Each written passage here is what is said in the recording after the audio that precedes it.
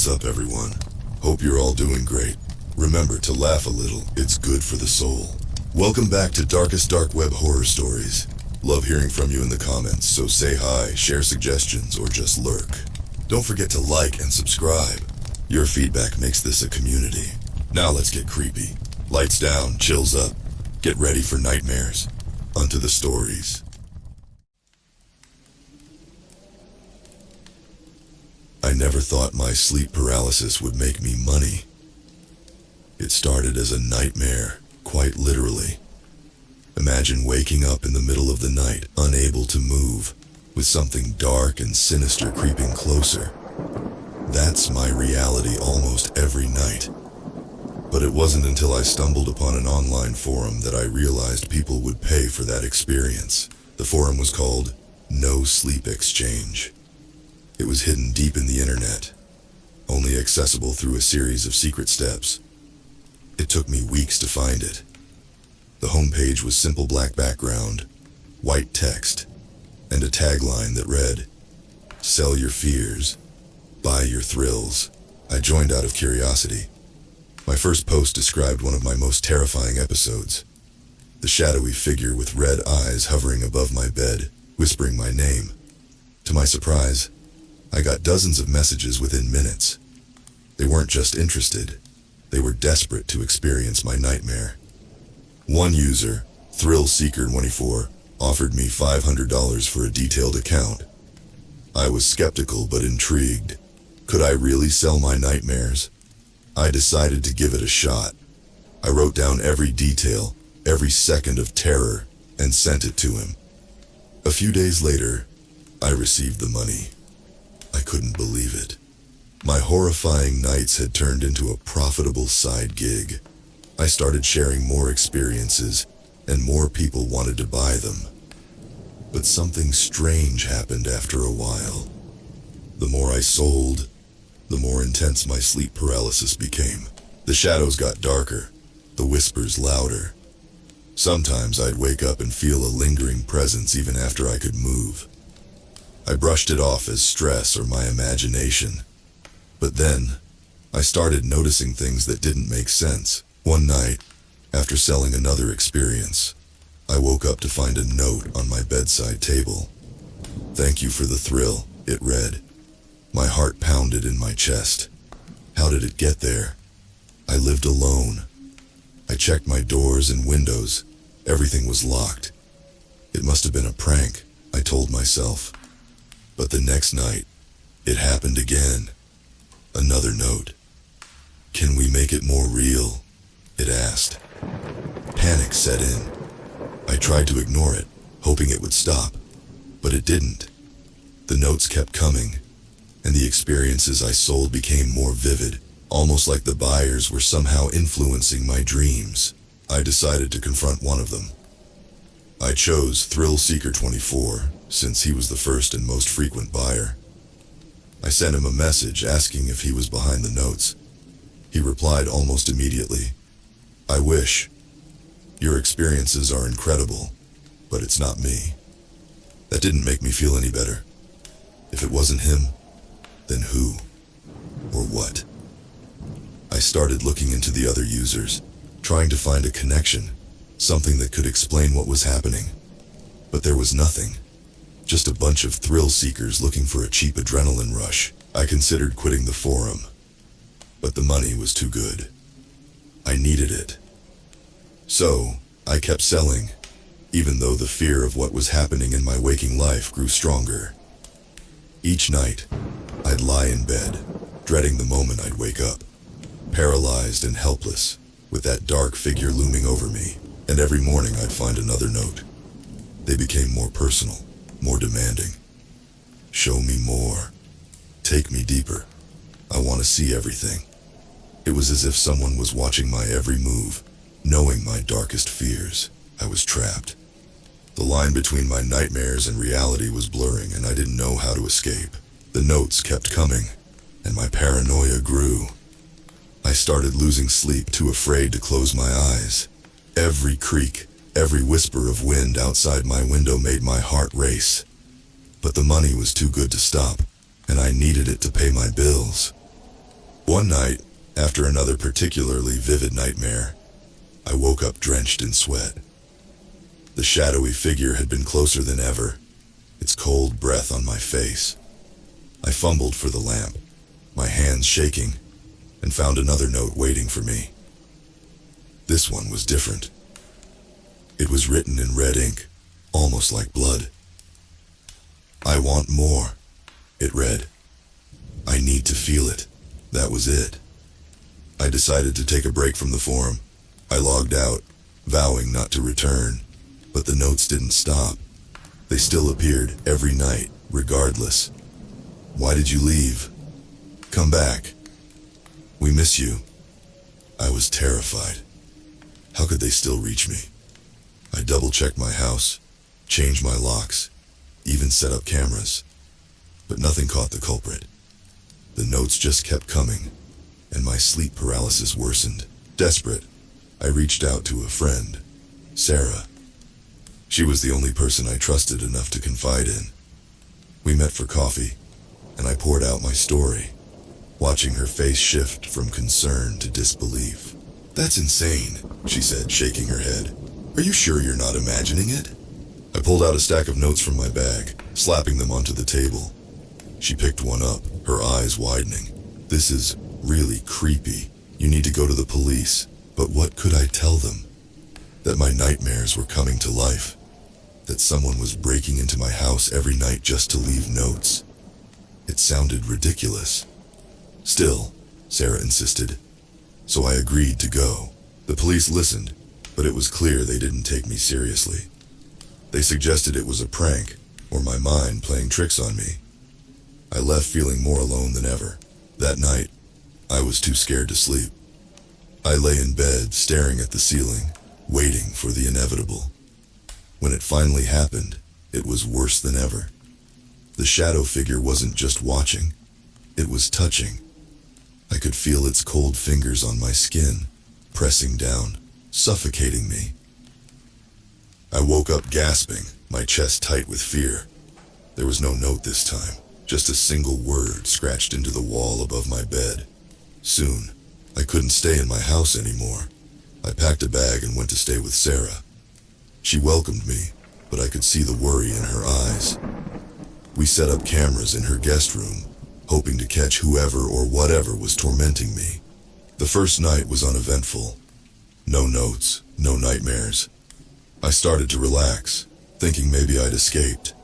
But the second night was worse than anything I'd experienced before. The cameras captured everything. As I lay in bed, my body went rigid, and the shadowy figure appeared darker and more defined than ever. It loomed over me, its red eyes glowing in the darkness. Sarah burst into the room, hearing my muffled screams, but the figure didn't disappear. It turned to look at her, and she froze, her face white with terror. I broke free from the paralysis and screamed. The figure vanished, and Sarah rushed to my side, shaking. "What the hell was that?" she whispered. I didn't know. All I knew was that it was getting worse, and I had no idea how to stop it. Sarah and I spent the next few days researching sleep paralysis and the forum. We found stories similar to mine people selling their experiences and then reporting strange occurrences, but no one seemed to have it as bad as I did.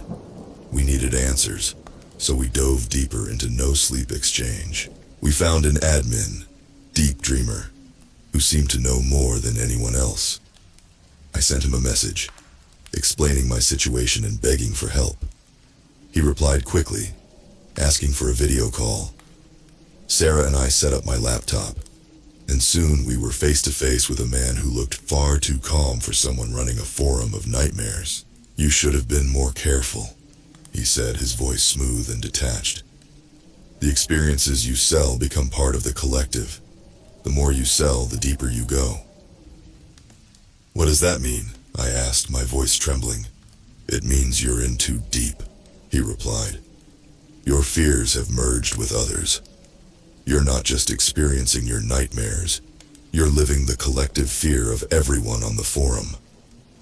I felt sick. "How do I stop it?" "You can't," he said simply. "Not unless you leave the forum and never look back. But even then, The connection might be too strong. Sarah leaned forward. What about the notes and the shadow figure? He hesitated. Those are manifestations. The notes are from other users, subconsciously reaching out to you. The shadow figure. It's the embodiment of the collective fear. It's feeding off your terror. I felt a cold chill run down my spine. So I'm stuck with this forever? Not necessarily, he said. You need to sever the connection. Destroy any physical ties you have to the forum. Burn the notes. Delete your account. And never speak of it again. It sounded too simple, but I was desperate. Sarah and I spent the next few hours burning the notes in her fireplace. I deleted my account and erased all traces of the forum from my devices. We were hopeful, but that night, the shadow figure returned. It was stronger, more solid.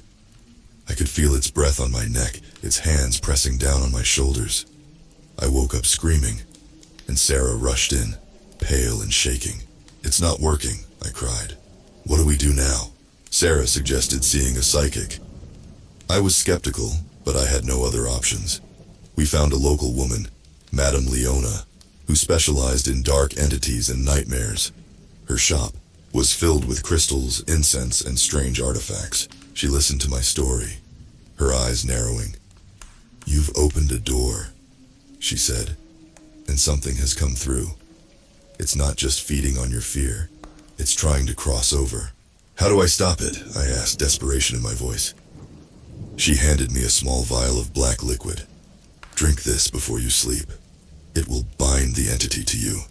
Then, you must confront it in your dream. Only by facing it can you banish it. It sounded insane, but I was willing to try anything. That night I drank the potion, feeling a strange warmth spread through my body. I lay down, my heart pounding, and waited for sleep to take me. When the paralysis set in, the shadow figure appeared almost instantly, but this time, I wasn't afraid. I stood up, facing it head on.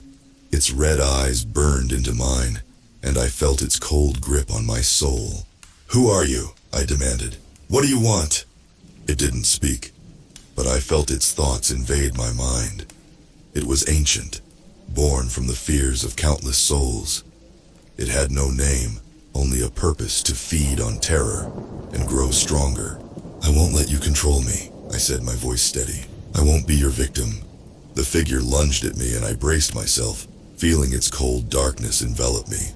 But instead of succumbing, I fought back. I imagined a light within me, bright and strong, pushing against the shadow. The struggle was intense, but slowly, I felt the figure weaken. It writhed and hissed, trying to hold on, but my resolve was stronger. With one final burst of energy, I pushed it away, banishing it back to the darkness. I woke up gasping, my body drenched in sweat. Sarah was beside me, her eyes wide with concern. Did it work? She asked. I nodded, feeling a strange sense of peace. The shadow was gone, and for the first time in months, I felt free. Banishing the shadow figure was a relief, but the ordeal had left me shaken. My sleep was still uneasy, filled with lingering whispers and faint shadows. Sarah suggested I see a therapist to help process everything. I agreed, knowing I needed help to move on. Dr. Collins was a kind, patient woman who specialized in trauma. She listened as I recounted my experiences, her expression thoughtful. You've been through a lot, she said. It's not uncommon for such intense experiences to leave a lasting impact. She taught me grounding techniques and coping strategies to help manage my anxiety and nightmares. Slowly, I started to feel more like myself. But there was still a nagging fear in the back of my mind. What if the shadow came back? What if I couldn't truly escape the collective fear I'd tapped into? One night, as I was drifting off to sleep, I felt a familiar coldness wash over me. My heart raced, and I opened my eyes, expecting to see the shadow. But there was nothing, just the darkness of my room. I lay back down, trying to calm my racing heart. In the days that followed, I noticed small changes in my surroundings. Objects would be slightly out of place, or I'd find strange marks on my walls. I tried to ignore them, telling myself it was just my imagination playing tricks on me. But deep down, I knew something wasn't right. Sarah stayed with me as much as she could, but she had her own life to live. One evening she invited me to a small gathering at her place, hoping a bit of socializing would help take my mind off things. I agreed, eager for a distraction. The party was nice, filled with friendly faces and light-hearted conversations. For a few hours, I almost forgot about my nightmares. But as the night wore on, I felt a growing unease. The air seemed to thicken, and I caught glimpses of shadows moving out of the corner of my eye. I excused myself and went to the bathroom, splashing cold water on my face. As I looked in the mirror, I saw something that made my blood run cold.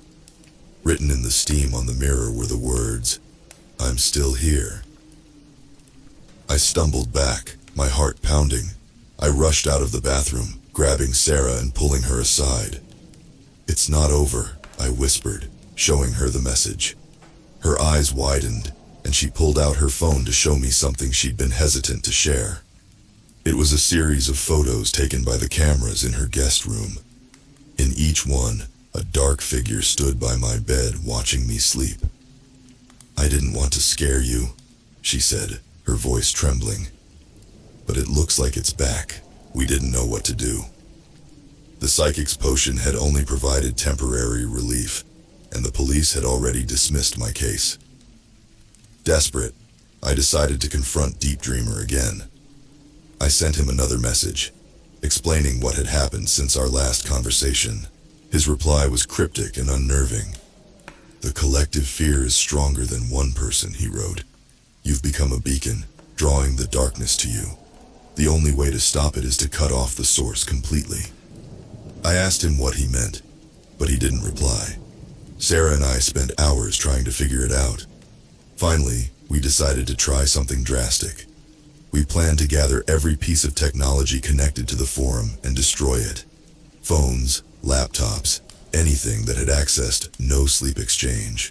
We spent the next day gathering our devices and setting up a small bonfire in Sarah's backyard. As we watched the flames consume the electronics, I felt a mix of hope and dread. Was this really the solution? Or were we just grasping at straws? That night, I slept in Sarah's guest room again, feeling a sense of finality. When the paralysis set in, I braced myself, expecting the worst. But instead of the shadow, I felt a warmth spread through me. The darkness didn't come, and for the first time in months, I slept soundly through the night. The following weeks were eerily quiet. The shadows seemed to have vanished, and the whispers were gone. Sarah and I began to hope that we had finally severed the connection. I returned to my own home, cautiously optimistic that the nightmare was over. Dr. Collins noticed the improvement in my demeanor. Our sessions became less about coping with fear and more about rebuilding my life. I even started looking for a new job, trying to regain a sense of normalcy. But the memory of those dark nights lingered, a constant reminder of what I had endured. One evening, while I was cooking dinner, my phone buzzed with a notification. I glanced at it and froze. It was a message from an unknown number. "Miss me?" My heart skipped a beat. I tried to brush it off as a prank, but deep down, I knew it was back. I called Sarah, my voice trembling.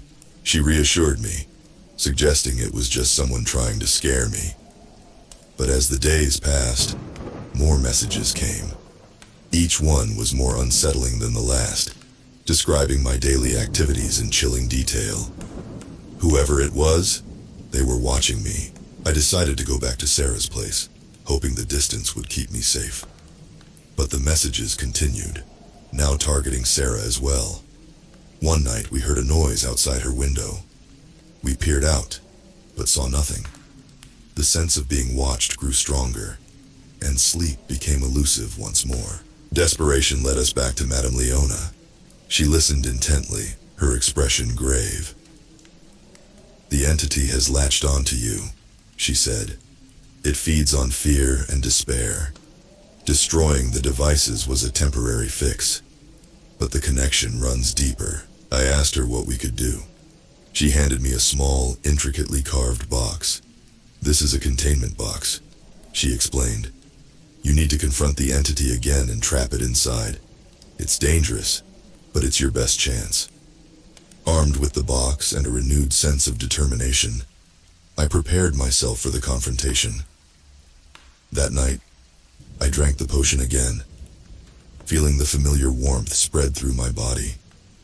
I lay down, my heart pounding, and waited for sleep to take me. As the paralysis set in, the shadow figure appeared once more.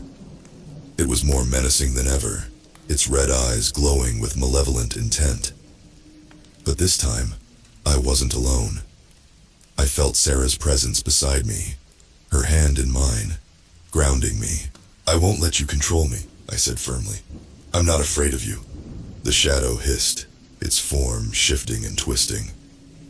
I held the box tightly, focusing on its intricate carvings. With a deep breath, I reached out, willing the entity to be drawn into the box. The struggle was intense, the air around me crackling with energy. But slowly, I felt the shadow weaken. It resisted, thrashing and howling, but I didn't let go. I poured all my fear, all my pain into the box, willing it to contain the darkness. With one final push, the shadow was sucked inside, the box sealing shut with a snap. I woke up gasping, the box clutched tightly in my hands. Sarah was beside me, her eyes wide with concern. "Did it work?" she asked. I nodded, feeling a strange sense of peace. The shadow was gone, and for the first time, I truly believed it was over. With the entity trapped in the containment box, life slowly began to return to normal. The oppressive fear that had haunted me for months lifted, and I felt a newfound sense of freedom. Sarah and I celebrated, hoping this was truly the end of our ordeal. Dr. Collins was pleased with my progress. Our sessions became less frequent, focusing on building resilience and moving forward.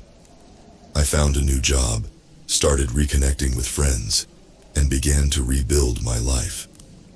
The darkness seemed like a distant memory, one that I was determined to leave behind. However, a nagging sense of unease remained.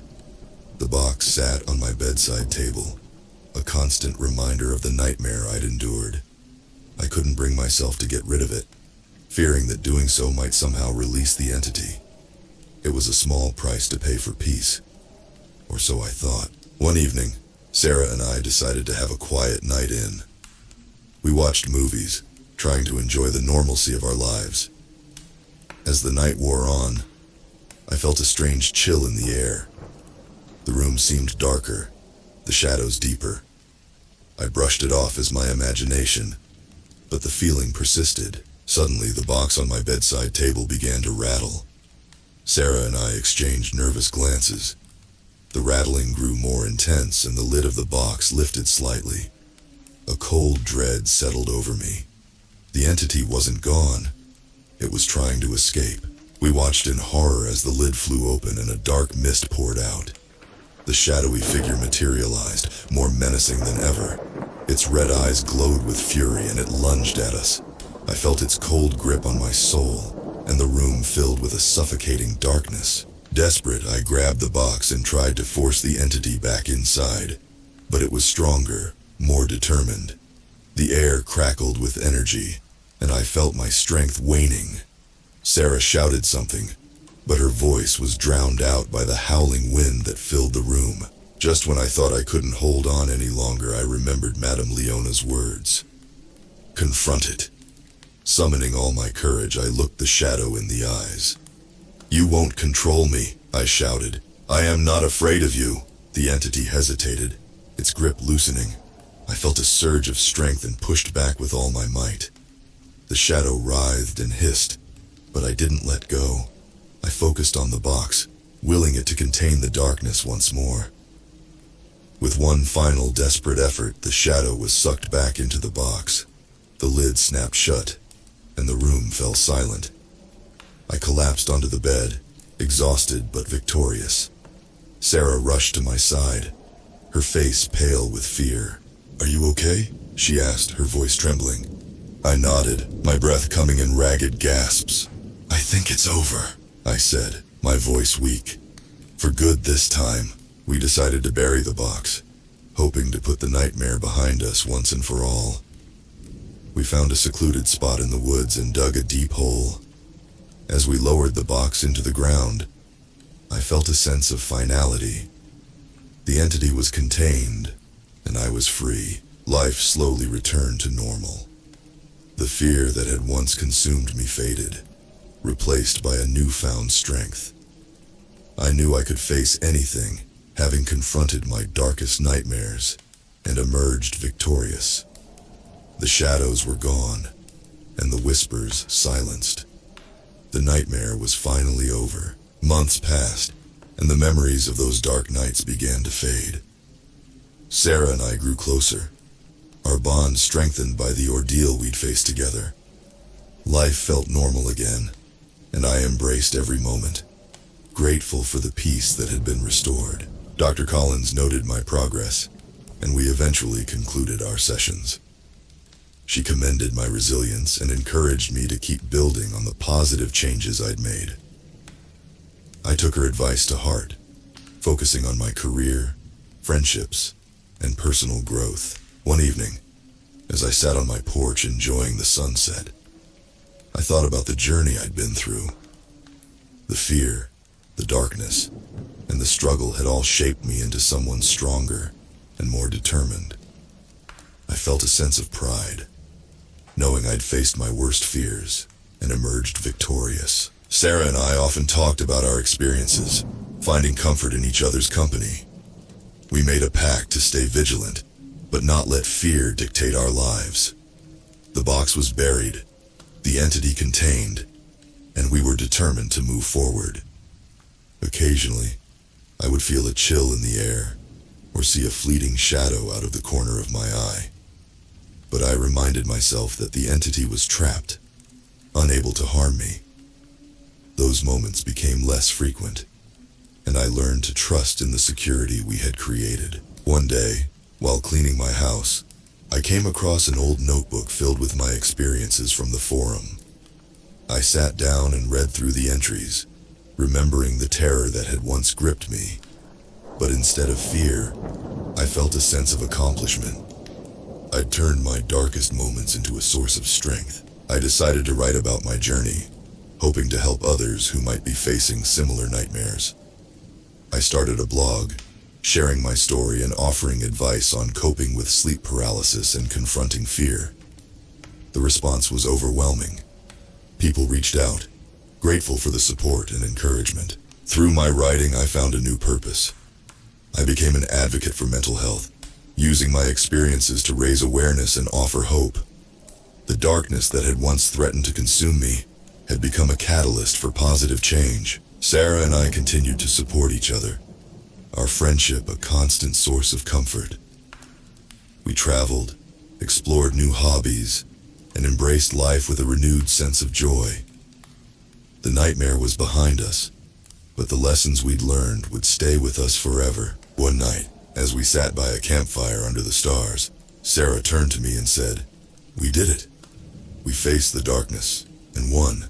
I smiled, feeling a warmth spread through me. "Yes, we did," I replied, "and we're stronger for it." The shadows that had once haunted me were now a distant memory. I knew that fear would always be a part of life, but I also knew that I had the strength to confront it. The nightmare had ended, and a new chapter had begun, one filled with hope, resilience, and a determination to live life to the fullest. As I looked up at the stars, I felt a sense of peace. The journey had been long and arduous, but it had led me to a place of strength and clarity. I was no longer a victim of my nightmares. I was a survivor, ready to face whatever challenges the future might bring. And in that moment, I knew that no matter what came my way, I would never let fear control me again. The darkness was behind me, and the light of a new dawn was on the horizon.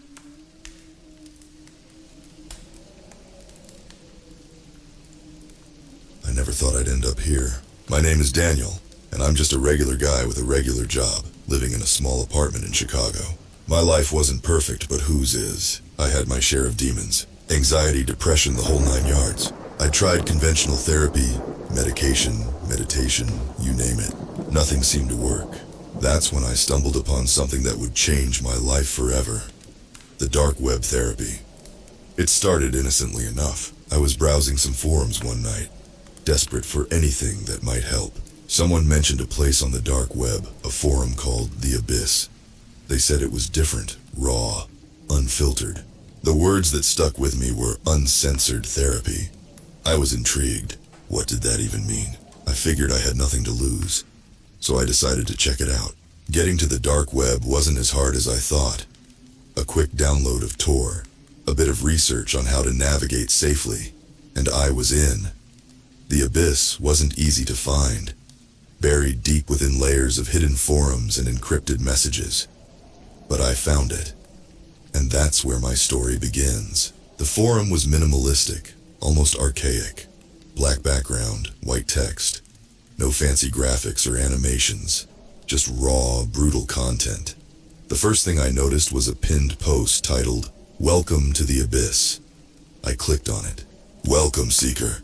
This is not a place for the faint of heart. Here, you will confront your darkest thoughts, your deepest fears. There is no censorship, no judgment, only truth. If you are ready to face yourself, proceed. If not, leave now." I felt a chill run down my spine. Was I really ready for this? Part of me wanted to back out, but the other part, the desperate part, urged me to continue. I clicked on the proceed button.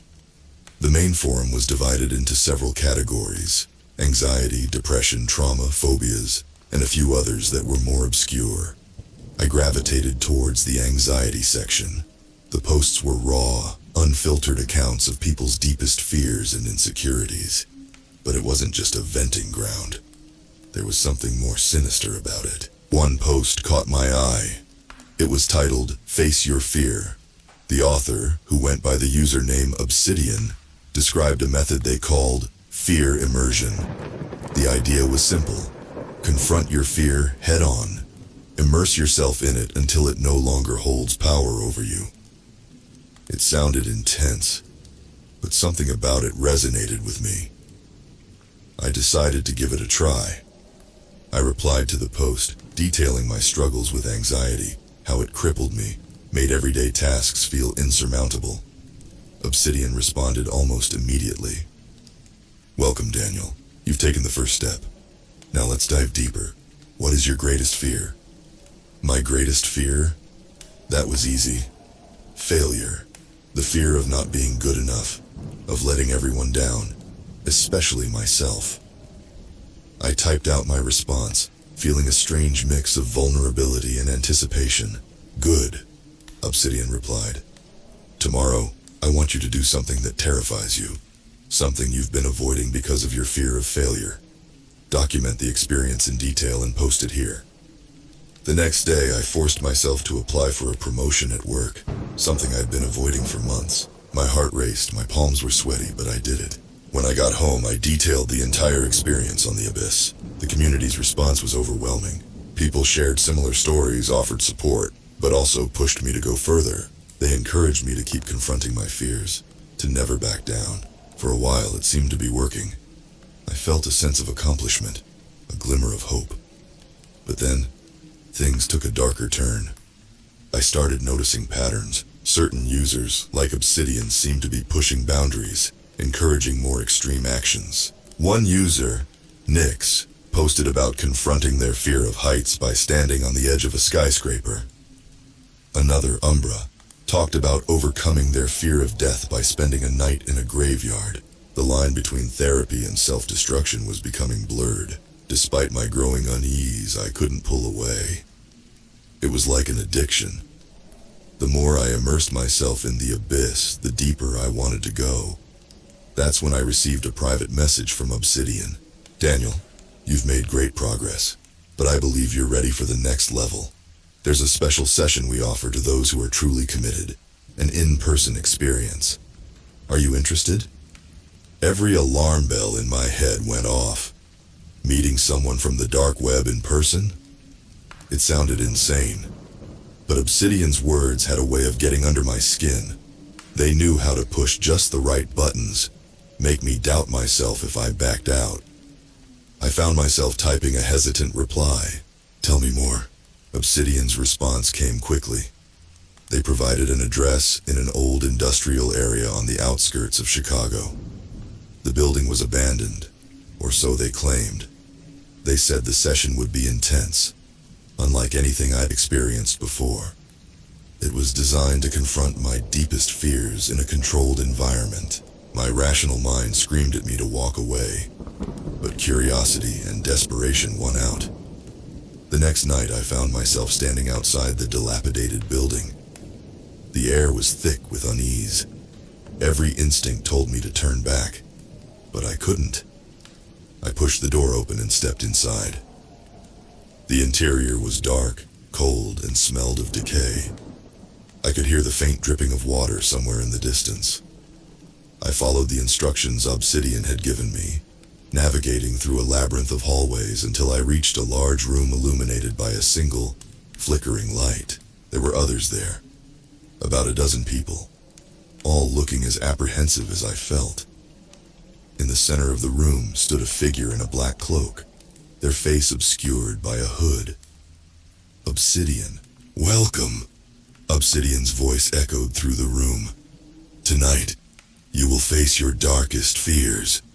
You will confront the parts of yourself you've kept hidden, even from yourself. This is not a test. This is a revelation.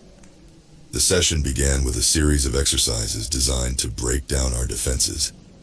We were paired off, forced to share our deepest insecurities, our most painful memories. It was brutal, raw, and unrelenting. But that was just the beginning. Next came the immersion phase.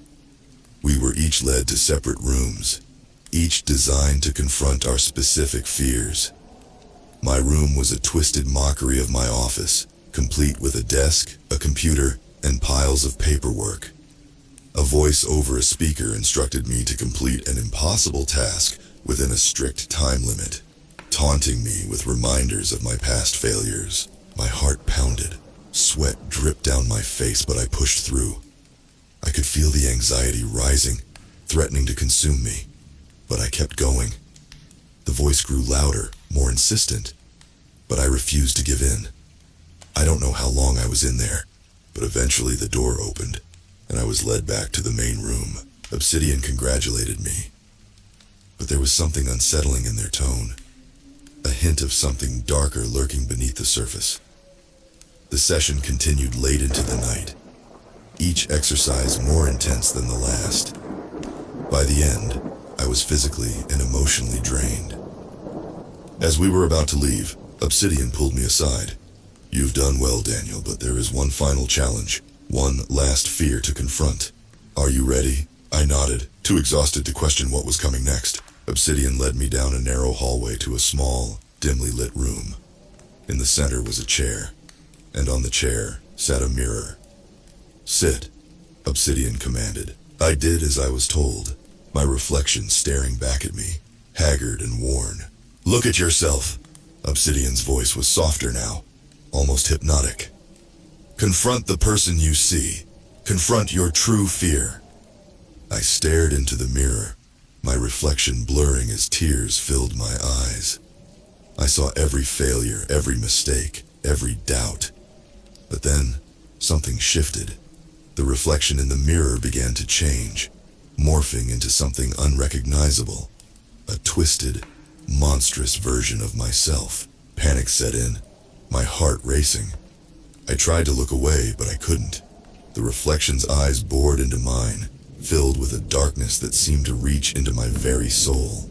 You are your own worst enemy, Obsidian whispered. Face yourself. Embrace the darkness within. I felt a surge of fear, but also a strange sense of liberation. It was as if I was finally confronting the part of myself I'd been avoiding for so long. The fear, the doubt, the self-loathing, it all came rushing to the surface. And then, just as suddenly as it started, it was over. The reflection returned to normal, and I was left staring at my own tear-streaked face. Obsidian placed a hand on my shoulder. "You've done well, Daniel. You've faced your darkest fear. But remember, the journey is never truly over. The darkness will always be there, waiting. It's up to you to keep it at bay." I left the building that night feeling a strange mix of exhaustion and clarity. The experience had been intense, almost unbearable at times, but I felt like I'd made a breakthrough. For the first time in a long time, I felt a glimmer of hope. But that hope was short-lived. Over the next few weeks, I couldn't shake the feeling that something was wrong. I started having nightmares, vivid and terrifying. I'd see Obsidian's face, hear their voice whispering in the dark. The sense of dread that had gripped me in that building seemed to follow me everywhere. I tried to reach out to the other members of the forum, but the abyss had gone dark. The site was gone, as if it had never existed. I searched for any trace of Obsidian, but they had vanished as well. It was as if the entire experience had been a hallucination, but I knew it hadn't been. The fear, the anxiety, the darkness, it was all too real. One night, as I lay in bed, staring at the ceiling, I heard a faint whisper.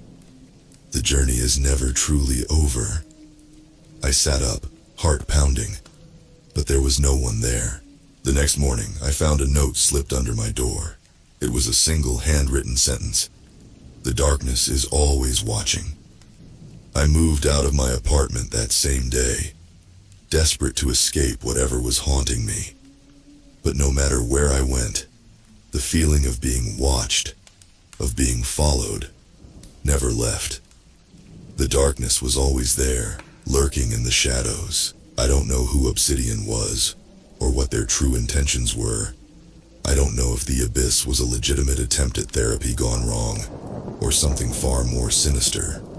But I do know that it changed me, in ways I'm still struggling to understand. If you ever come across a place like the abyss, a place that promises to help you confront your darkest fears, think twice before diving in. Some doors, once opened, can never be closed, and some darknesses once faced can never be escaped.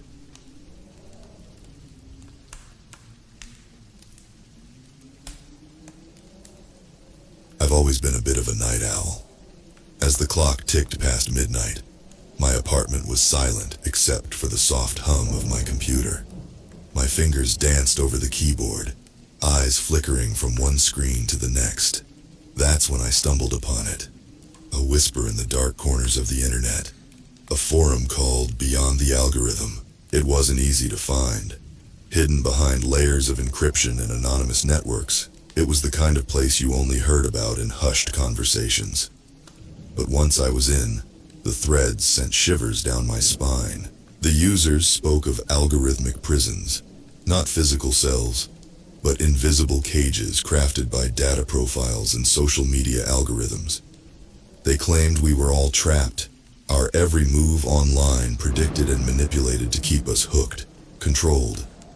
Skeptical but intrigued, I read on. One user, Freebird99, detailed their struggle. They described a constant feeling of being watched, their choices online eerily predicted by ads and content recommendations.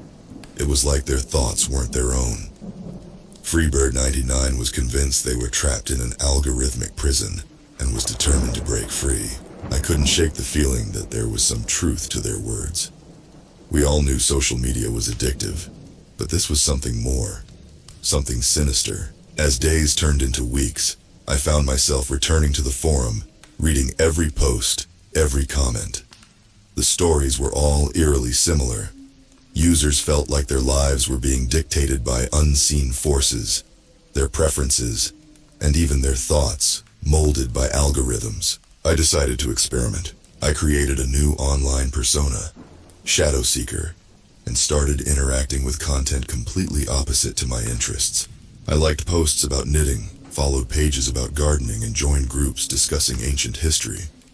But no matter what I did, the algorithm seemed to adapt, learning, evolving. My real interest started creeping back into my feed. Frustrated, I reached out to Freebird99. Their response was immediate. "Meet me in person. Starbucks on 5th and Main, tomorrow, 2 p.m. I arrived early, nerves jangling. The cafe was bustling, a stark contrast to the dark, eerie forum. I spotted them immediately, a woman in her mid-30s nervously scanning the room. Our eyes met, and she gestured for me to join her. "Shadow Seeker?" she asked. I nodded. "Freebird99? She smiled weakly. "Call me Jane." Jane was jittery, constantly glancing around as if expecting to be watched. She explained that she worked for a major tech company. One day, she stumbled upon a project hidden deep within the company's servers, Project Panopticon. "The goal," she said, leaning in, "is to create a digital profile so accurate it can predict your every move. It's not just about ads, it's about control." I listened, horrified, as she described how the algorithm analyzed every piece of data, every click, every hesitation. It was like a digital prison, shaping reality itself to keep us complacent. "But why?" I asked, my voice barely a whisper. Jane's eyes were dark, haunted. "Power, control, influence. Imagine being able to manipulate entire populations, shape elections, direct societal trends. It's the ultimate power." We sat in silence, the noise of the cafe fading into the background. I felt a chill run down my spine. We needed to break free. That night, back at my apartment, I couldn't shake the feeling of being watched. Every click, every scroll felt scrutinized. Determined, I delved deeper into the forum.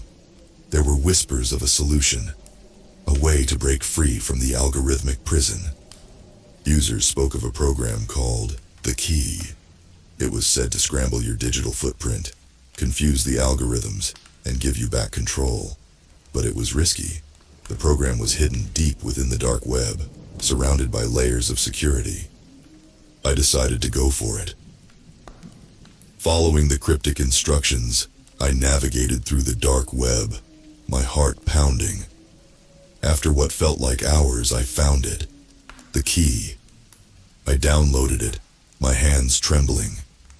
As the program installed, my screen flickered. For a moment, I saw a glimpse of code, a digital eye staring back at me. Then, everything went dark. I woke up to the sound of my phone buzzing.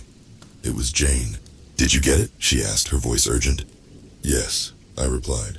But something happened. My screen went black. There was a pause. "That's normal," she said finally. "The Key works by resetting your digital profile. It'll take time, but you'll start to notice changes. Be careful. They'll know you're trying to break free." Over the next few days, I noticed subtle differences. Ads became generic, content recommendations less tailored. It was like the algorithm was losing its grip. I felt a strange sense of freedom, but it didn't last. One evening, as I was browsing, my computer froze. A message appeared on the screen. "You can't escape." My heart raced. I tried to shut it down, but the message kept flashing. Suddenly, my phone buzzed. It was a text from an unknown number. "Stop now or face the consequences." Panic set in. I called Jane, but there was no answer. Desperate, I returned to the forum. It was gone. Every trace of Beyond the Algorithm had been wiped from the internet. I was alone. Days turned into weeks. I became paranoid, constantly looking over my shoulder. Strange things started happening. My accounts were hacked. My personal information leaked. It felt like the walls were closing in. One night, as I sat in the darkness of my apartment, my phone rang.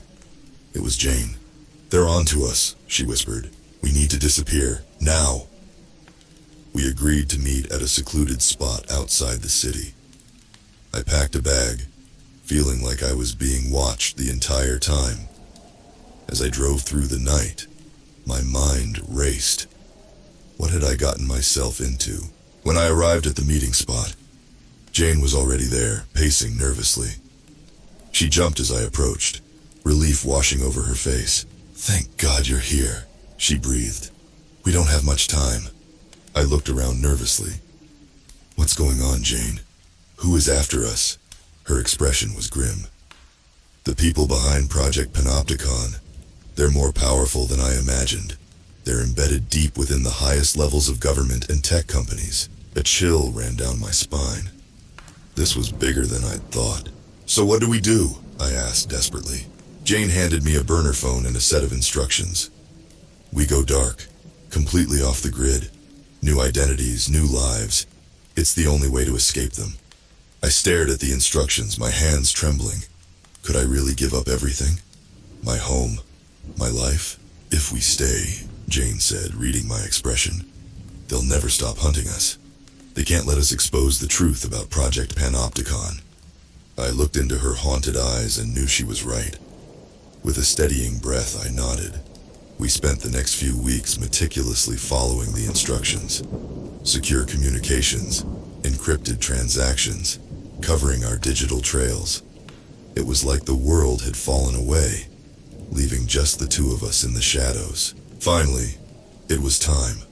Jane had secured us new identities, complete with bulletproof backstories and credible paper trails. All that was left was to disappear. The night before we went underground, Jane looked at me with a sad smile. After this, there's no going back. I returned her smile, trying to hide my fear. I know, but at least we'll be free. She shook her head slowly. Free?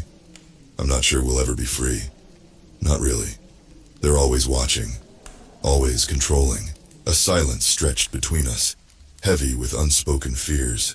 Then Jane stood abruptly. It's time. We drove in silence, the city falling away behind us. My grip tightened on the steering wheel as we approached a remote airfield. A private jet waited on the tarmac. This was it, the point of no return. As we boarded, I couldn't help but look back at the city one last time. Had I made the right choice? The jet engines roared to life, and we soared into the night sky.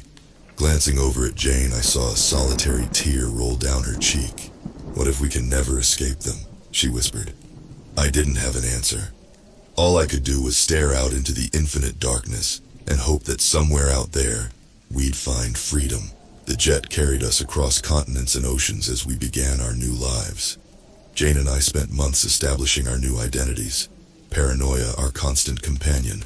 We could never let our guard down, always looking over our shoulders for any sign that they'd found us. Years passed in this manner. A life lived in the shadows. We moved from city to city, country to country, constantly on the run. Any sense of stability was an illusion, our real identities taunting us from the past. Sometimes I wondered if we'd made the right choice by going off-grid.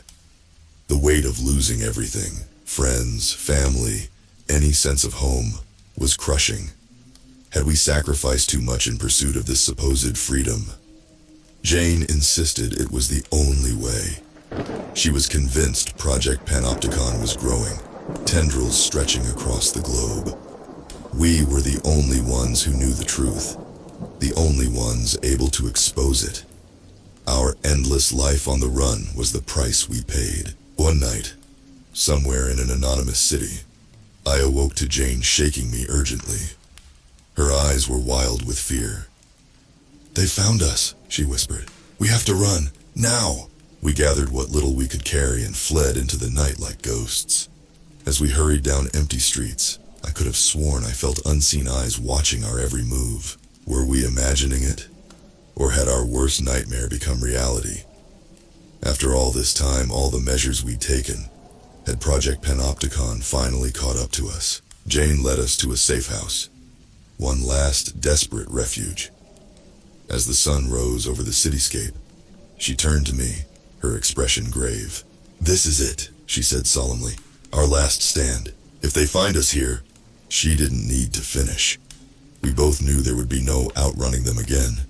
No more second chances. So we waited, hearts pounding, watching the world through slivers of light, holding our breath, straining to hear any sound that could signal their arrival.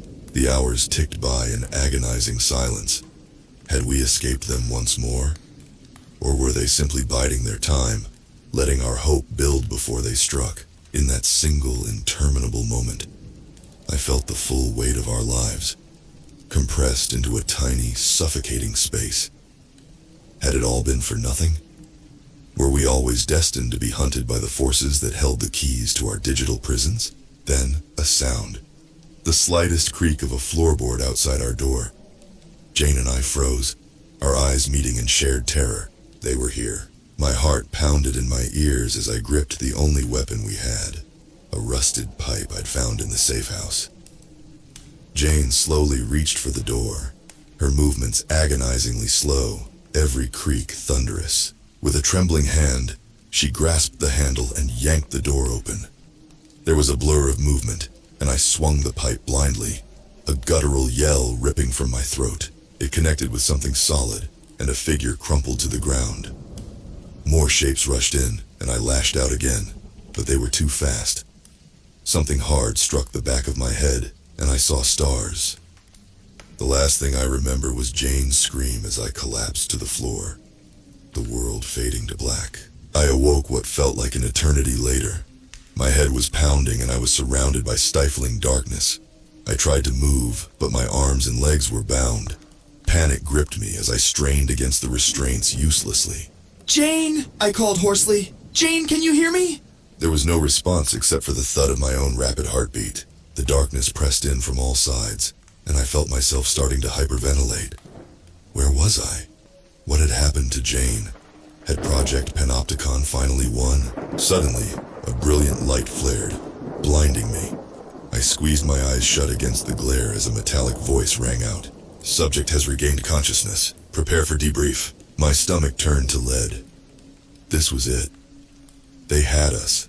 All our running, all our sacrifices, and we'd ended up right where they wanted us. "Who are you?"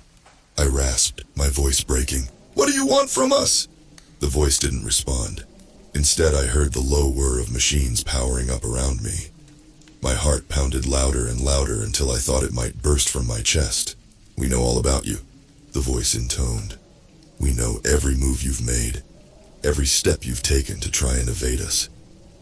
On the edge of my vision, I caught sight of a hulking figure emerging from the shadows. It looked like something out of a nightmare, all sharp edges and soulless observers. "You can't win," the thing said, its words feeling like they were crawling across my skin. "You're already prisoners. You just don't know it yet." A cold metal appendage extended towards me, sensors glinting with sinister intent. "But you're about to find out." The appendage made contact with the side of my head, and white-hot agony lanced through me. I screamed until my throat was raw, until the darkness swallowed me once more. When I regained consciousness, I was strapped to a chair, blinding lights obscuring my surroundings. My head throbbed from whatever violation they'd subjected me to. "Jane?" I croaked out, my voice little more than a rasp. "Where's Jane?"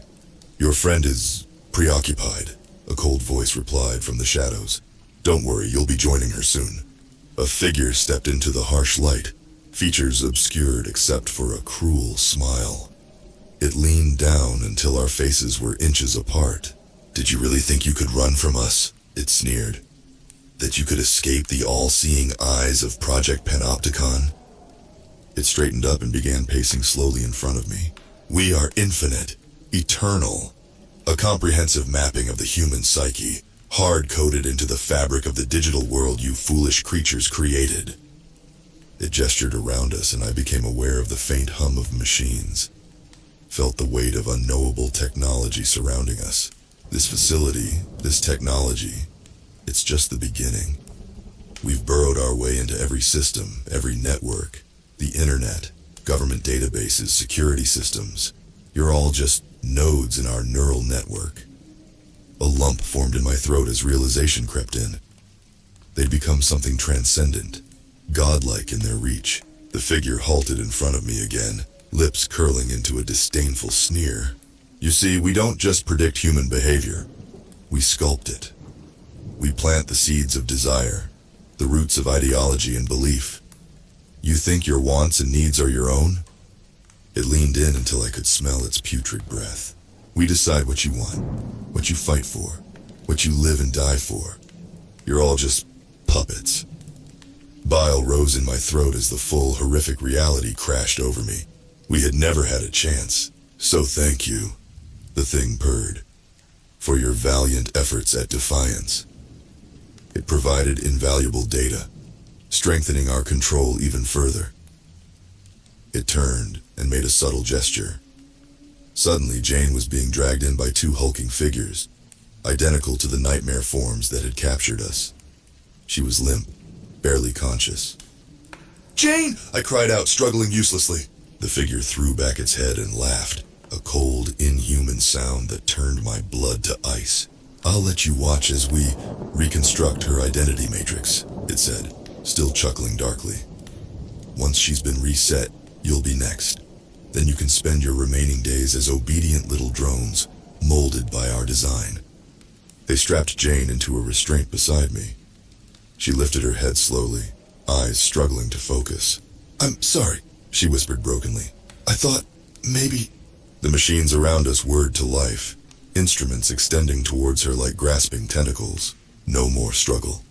No more fighting, the thing said. After today, there is only submission.